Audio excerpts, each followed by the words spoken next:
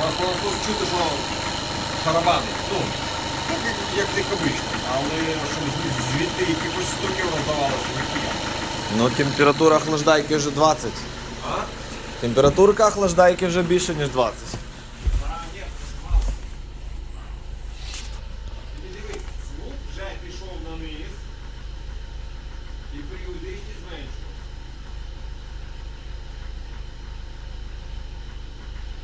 А проїхатися зараз, блядь, там, грубо говоря, ну, херню питання, блядь, все, пиздец, моторчик робить рівно чисто гарно.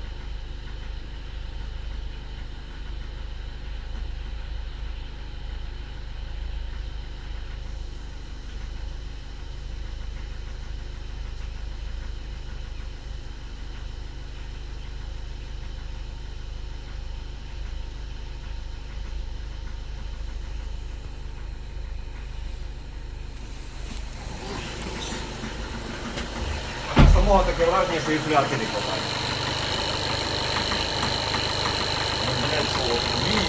Він просто тупо не хватає стрілки, блядь, і йде детонація в моторі.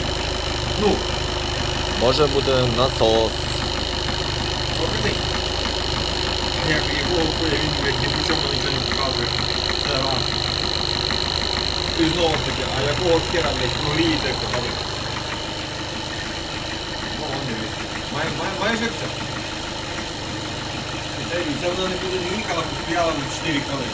Ну так, да, охлаждайка 30 плюс 30. Буде плюс 50, дьорнеться, Все. буде все.